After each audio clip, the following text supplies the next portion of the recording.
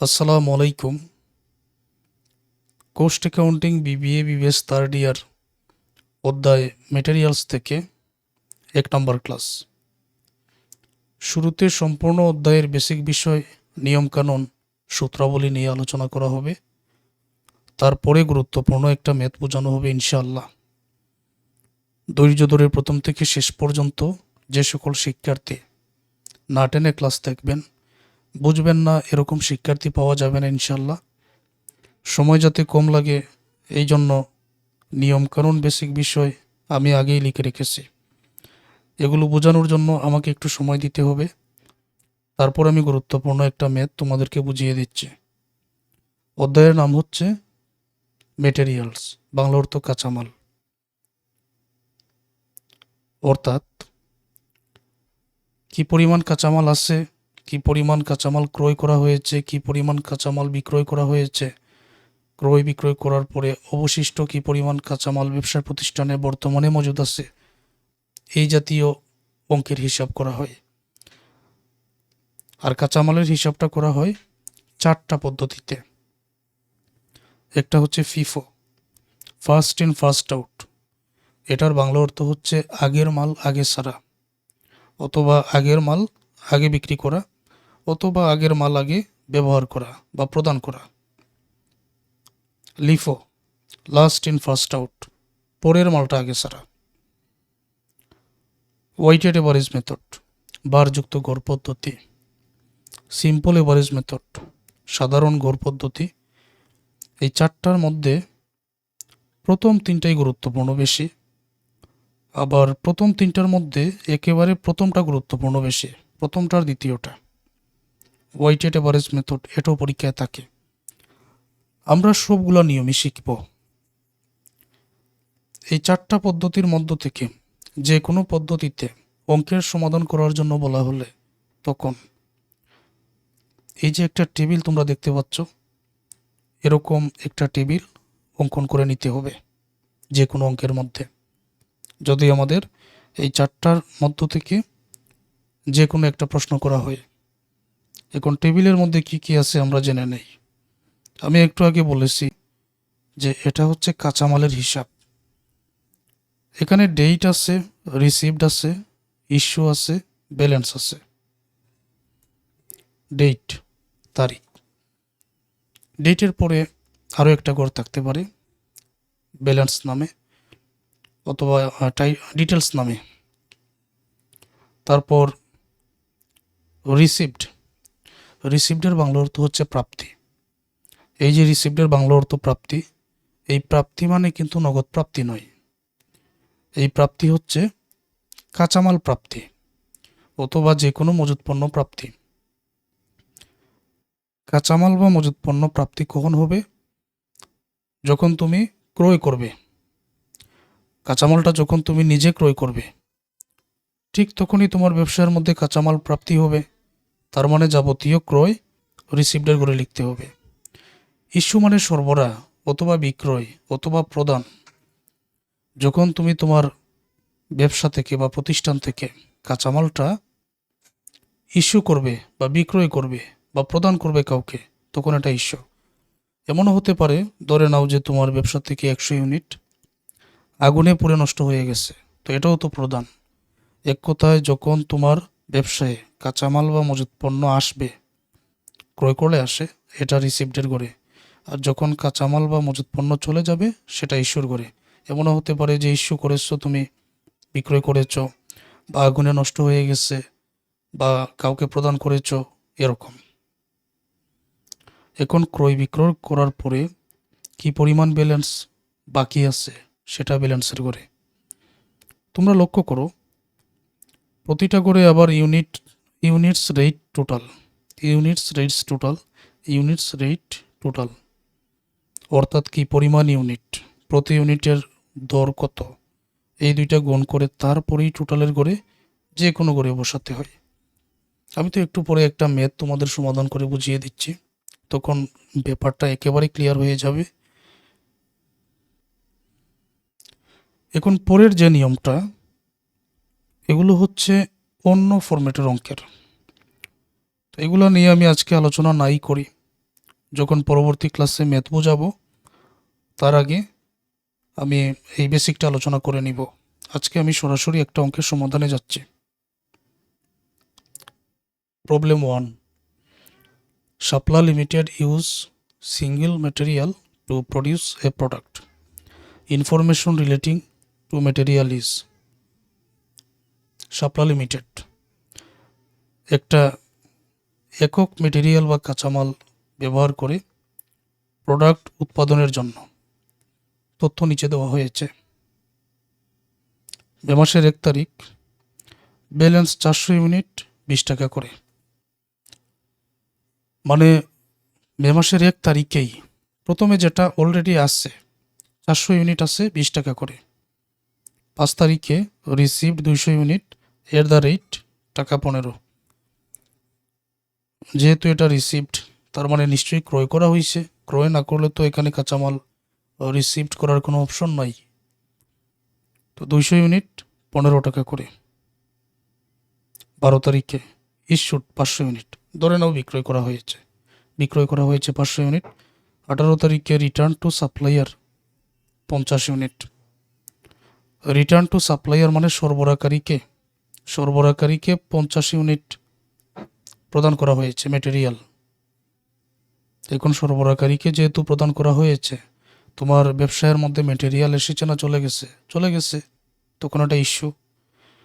এগুলো আমরা একটু পরে আলোচনা করব। 22 তারিখে রিসিভ 500 ইউনিট 18 টাকা করে, এট দ্য রেট টাকা 18 দেখে নিও তোমরা। 500 ইউনিট প্রাপ্তি মেটেরিয়াল 18 টাকা করে। 25 তারিখে রিটার্ন ফ্রম কাস্টমার 40 ইউনিট, কাস্টমারের কাছ থেকে রিটার্ন। এটার মানে হচ্ছে যে কোনো কাস্টমারের কাছে বিক্রয় করেছি কাঁচামাল, আবার ফেরত পেয়ে গেলাম, এটাই।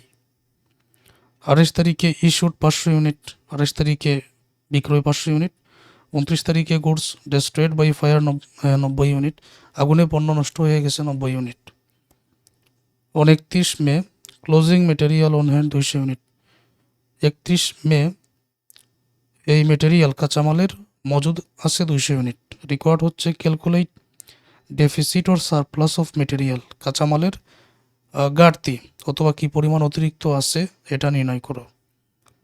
Prepare a store ledger under FIFO method, FIFO পদ্ধতিতে স্টোর লেজার তৈরি করো। সরাসরি আমি যাচ্ছি অঙ্কের সমাধানে। ক্লাসটা একেবারে ফুল স্ক্রিন করে দেখো। বলা হয়েছে calculate deficit or surplus of material, কাঁচামাল কি ঘাটতি আছে নাকি বেশি আছে অতিরিক্ত আছে এটা নির্ণয় করো। এখন একেবারে মে মাসের 31 তারিখে বলা হয়েছে কাঁচামালের সমাপনী যে মজুদটা, এটা মজুদ আছে 200 ইউনিট। এখন 200 ইউনিট যেহেতু আছে, উপরের লেনদেনগুলো করার পরে সেটার কি ঘাটতি আছে নাকি এটা কি ঘাটতি হয়েছে নাকি অতিরিক্ত ঠিক আছে, এটার হিসাবটা আমাদের বাইর করতে হবে। তো কী করা যায়, দেখতে হবে যে আসলেই আমাদের কি পরিমাণ, কত টাকার কাঁচামাল টাকার কথা আর কি পরিমাণ আমরা বিক্রয় করেছি। তো কত টাকার টাকার কথা এটা যদি হিসাব করি তাহলে মে মাসের 1 তারিখে আগে থেকেই আছে 400 ইউনিট। ওকে, মে মাসের 5 তারিখে রিসিভড আরও 200 ইউনিট ক্রয় করা হয়েছে, 12 তারিখ ইস্যু। 18 তারিখ যেটা রিটার্ন টু সাপ্লায়ারকে দেওয়া হয়েছে, তো এটাও ইস্যু। 22 তারিখে রিসিভড আরও 500 ইউনিট, তাহলে 400 200 500 ইউনিট। 25 তারিখে আবার রিটার্ন ফ্রম কাস্টমারের কাছ থেকে আরও পেয়েছি, মানে তো মজুদ পণ্য আমার কাছে চলে আসলো।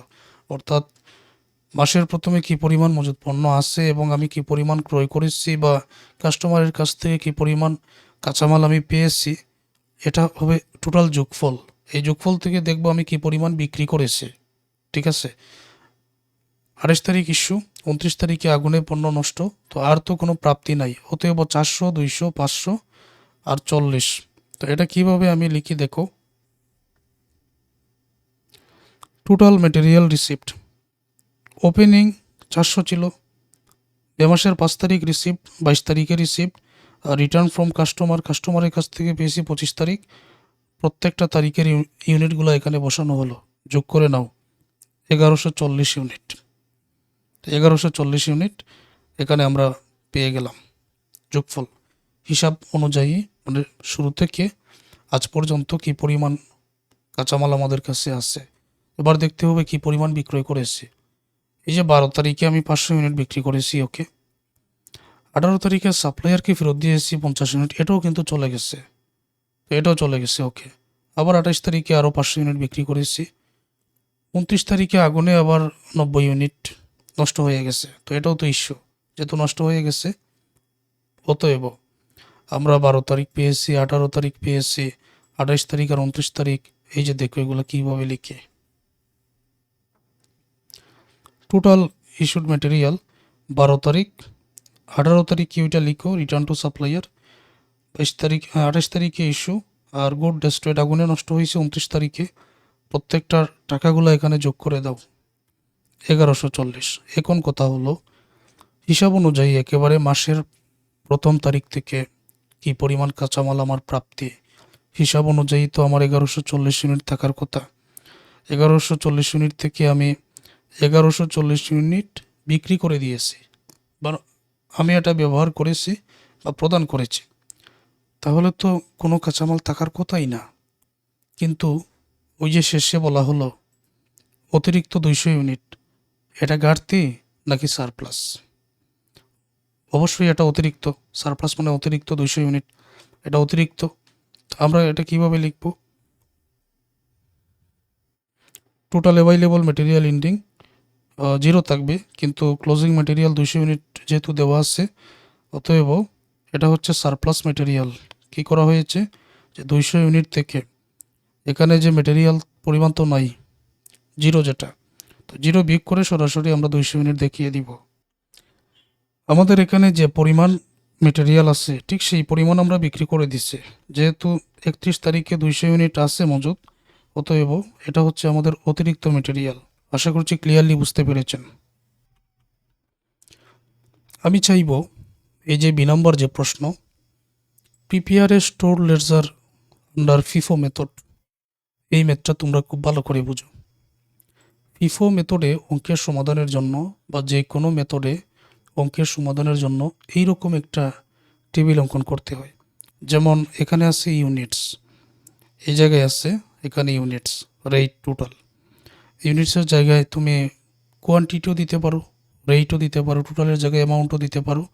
বিভিন্ন বই ভেদে বিভিন্ন কিছু থাকবে, কিন্তু ধারণাটা এক, টাকাটা এক, ইউনিটটা এক। তো রিসিভড, তারপর ইস্যু, ব্যালেন্স, ডেট, আলাদা করে পার্টিকুলার বলে একটা বা ডিটেলস বলে আরও একটা গড় এখানে অ্যাড করা যায়। ওইটা অনুযায়ী আমি আগের টেবিলটা সাজিয়ে নিচ্ছি, তোমরা আগে ওইটা দেখো। যে কোনো অঙ্কের মধ্যে ওইভাবে সাজিয়ে নিব, তোমরা একটু স্ক্রিনে লক্ষ্য করো। আমি হাইলাইট করে নিচ্ছি, যেমন ডেট, পার্টিকুলার্স, এই যে রিসিপ্ট, ইস্যুড, ব্যালেন্স, এবং প্রতিটায় quantity, rate, amount, quantity, rate, amount, quantity, rate, amount. এখানে চাইলে আবার এরকমও লেখা যেত যে ইউনিটস, রেট, টোটাল, এটাও লেখা যেত, কোনো সমস্যা নাই, একই রকম। এবার এক একটা তারিখ কিভাবে আমি বসাই তোমরা লক্ষ্য করো। একেবারে মে মাসের 1 তারিখ ব্যালেন্স আছে 400 ইউনিট, 20 টাকা করে। এটা যেহেতু ব্যালেন্স, এটা ক্রয়ও না বিক্রয়ও না, এটা আগের ব্যালেন্স, তাহলে সরাসরি ব্যালেন্সের ঘরে, সরাসরি ব্যালেন্সের ঘরে কীরকম, মে মাসের 1 তারিখ, এটা হলো ব্যালেন্স।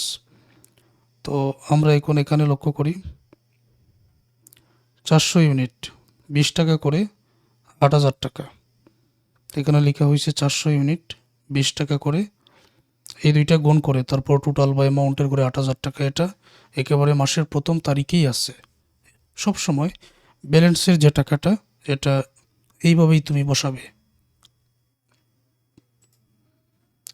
5 তারিখে রিসিভড আছে 200 ইউনিট, 15 টাকা করে।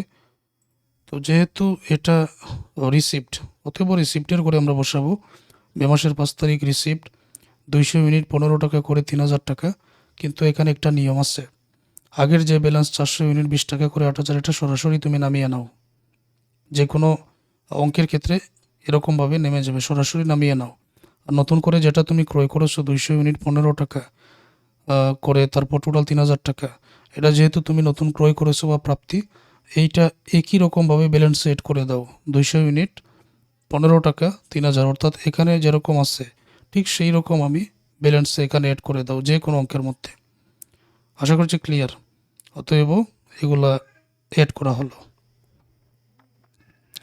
5 তারিখ রিসিপ্ট।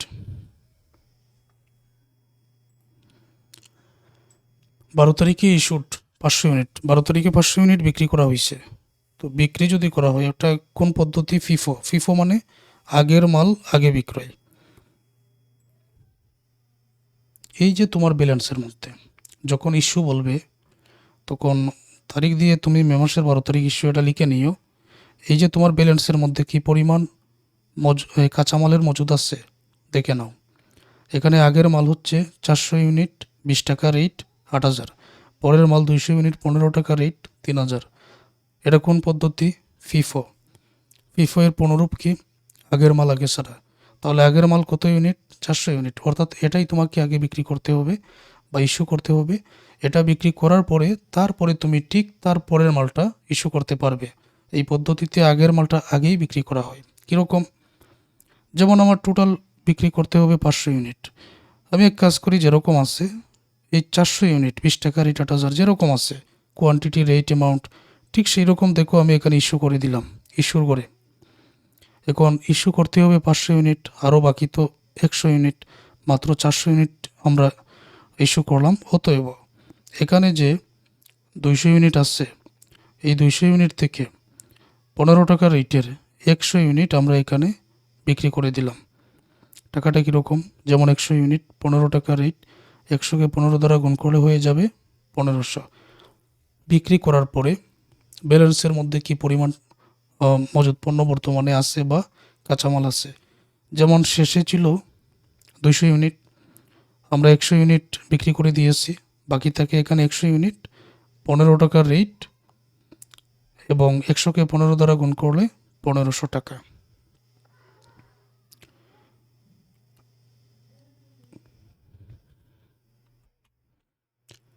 আশা করছি এটা ক্লিয়ারলি বুঝতে পেরেছ। পরের তারিখটা দেখো, 18 তারিখ রিটার্ন টু সাপ্লায়ার। সাপ্লায়ারকে যেহেতু রিটার্ন টু সাপ্লায়ার সরবরাহকারীকে 50 ইউনিট ফেরত দেওয়া হয়েছে, যেহেতু সাপ্লায়ারকে ফেরত দেওয়া হয়েছে, এটা প্রাপ্তি হবে নাকি ইস্যু হবে? অবশ্যই ইস্যু।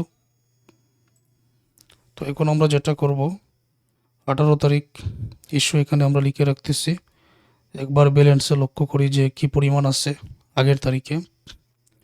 তখন আমি এখানে দেখতে পাচ্ছি যে 100 ইউনিট আছে 15 টাকা রেটের, তো আমাকে 50 ইউনিট ইস্যু করতে হবে।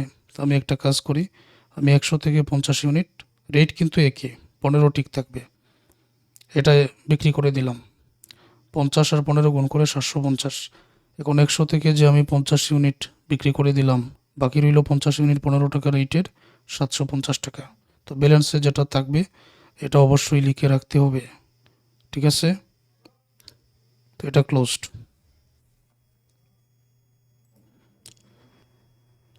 22 তারিখে রিসিপ্ট 500 ইউনিট 18 টাকা করে। রিসিপ্ট 500 ইউনিট 18 টাকা করে।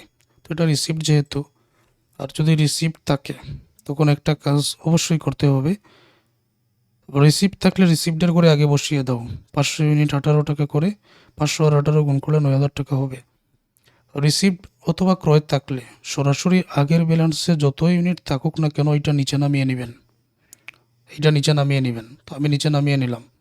নতুন করে যেটা আমি ক্রয় করেছি 500 ইউনিট 18 এবং 9000 টাকা হয়, এটা যেরকম আছে ঠিক সেই রকম আমি এখানে অ্যাড করে দিলাম।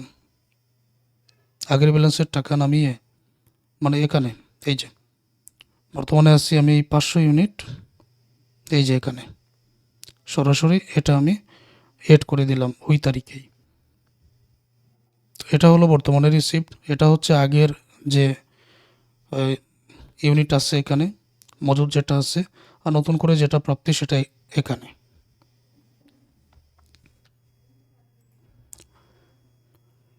25 তারিখে রিটার্ন ফ্রম কাস্টমার। কাস্টমারের কাছ থেকে রিটার্ন 40 ইউনিট।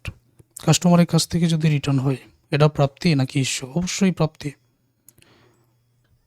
তো তোমরা বুঝে নাও, এই যে বর্তমানে যেহেতু প্রাপ্তি আছে receipt, May 25 return from customer, এটা রিসিপ্ট লিখে নাও, প্রাপ্তির ঘরেও লিখে নাও 40 ইউনিট। এখন এটা কত টাকার আসবে, এটা হিসাবটা আমরা কি করে বুঝতে পারি, যে আগে দেখতে হবে আমরা লাস্ট যে কাস্টমারকে ইস্যু করেছে, বর্তমানে 25 তারিখ চলতেছে, লাস্ট ইস্যু হচ্ছে এই যে 18 তারিখ, এটা কত টাকা করে রেট ছিল, 15 টাকা। এখন কাস্টমার আমাকে পণ্য ফেরত দিয়েছে, অথবা ধরে নিলাম যে আমি ব্যবসায়ের মালিক, কাস্টমার যদি এই পণ্য বা কাঁচামাল যদি ফেরত দিয়ে দেয়, কাঁচামালটা যদি ফেরত দিয়ে দেয়, তখন এটা ইউনিট কত টাকার, 15 টাকা। দেখতে হবে যে লাস্ট কোন তারিখে আমি বিক্রি করেছি, তখন দেখা যাচ্ছে 18 তারিখ। কত টাকা করে এখানে, 15 টাকা করে।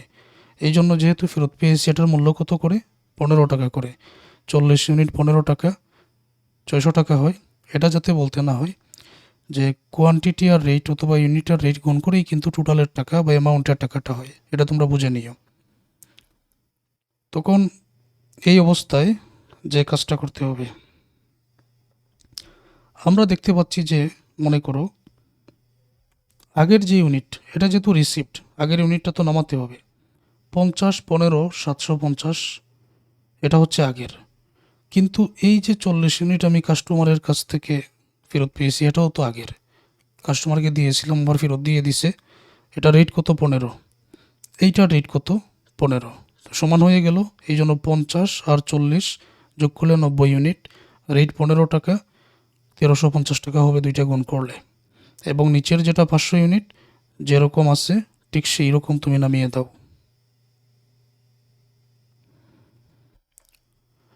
তাহলে আমরা বুঝতে পারলাম এই যে 50 ইউনিট 15 টাকা রেট কাস্টমারকে দেওয়ার পর ফেরত পেয়েছি, এটাও 15 টাকা রেট।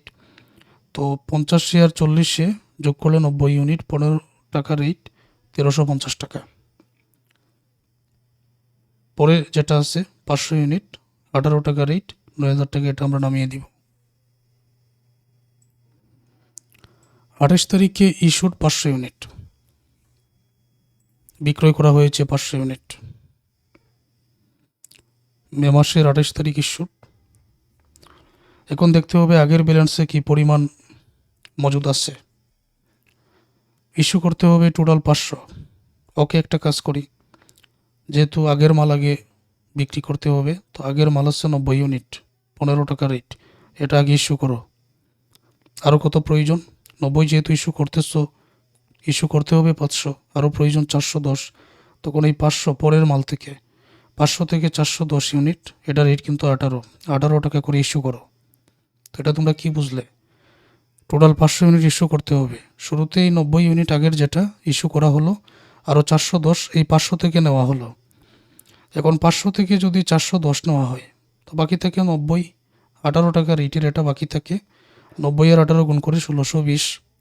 আর এখানে কিন্তু টোটাল 500 ইউনিট ইস্যু করা হয়েছে।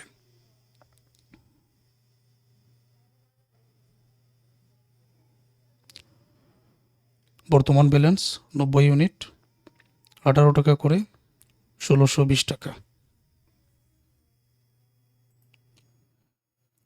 29 তারিখে goods destroyed by fire 90 unit, আগুনে পণ্য নষ্ট হয়েছে 90 ইউনিট। পণ্য যেহেতু নষ্ট হয়েছে, এটা হলো ইস্যু, যেহেতু পণ্য চলে গেছে। এখন ইস্যুর করেই আমরা 90 ইউনিট কীরকম বসেই দেখো, দেখতে হবে ব্যালেন্সে কী পরিমাণ আছে, এটা আগে লিখে নাও। ইস্যু ব্যালেন্সে তো 90 ইউনিট আছে, এখন 90 ইউনিট ইস্যু করলে তো আর থাকে না, তো 90 ইউনিট যেরকম আছে ঠিক সেই রকম তুমি ইস্যুর করে, অর্থাৎ ইস্যুর করে যেরকম আছে তুমি বসিয়ে দাও। ব্যালেন্সে 0 হয়ে যাবে, কারণ এটা বিক্রি করে দিয়েছি। যে 90 ইউনিট আছে বিক্রি করে দিয়েছি মানে এটা চলে গেছে, আগুনে নষ্ট হয়ে গেছে, ইস্যু। তারপরে কি কাজ,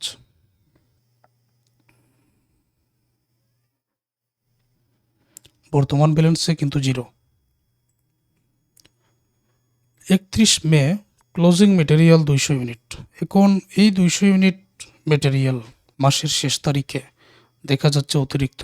কোথায় থেকে আসলো এটা, যেহেতু এটা অতিরিক্ত তার মানে নিশ্চয়ই ক্রয় করা হয়েছে, প্রাপ্তি ছিল। এই জন্য এটা প্রাপ্তির করে 200 ইউনিট দেখাতে হবে। কীরকম, মে 31 এটা রিসিভড। তো রিসিভডের করে আমরা দেখো 200 ইউনিট 18 টাকা, 3600 টাকা টোটাল হয়, এটা আমরা বসালাম। আগের ব্যালেন্সে কোনো মজুদ নাই, কাঁচামালের মজুদ নাই, অতএব যেটা প্রাপ্তি সরাসরি এই 200 ইউনিট সরাসরি আমরা ব্যালেন্সে নিয়ে আসলাম।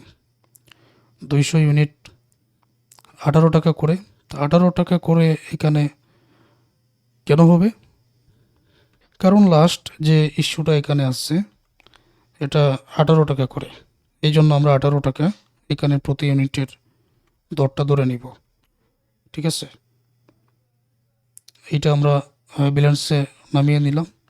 এটাই হচ্ছে আমাদের এন্ডিং ইনভেন্টরি, সমাপনী মজুদ 200 ইউনিট 18 টাকা করে, টাকার পরিমাণ 3600 টাকা। এখন যদি তোমরা খাতা কলমে ম্যাথটা প্র্যাকটিস করো আর পরবর্তী ক্লাসগুলো যদি দেখে নাও তাহলে সহজে আয়ত্ত করতে পারবে।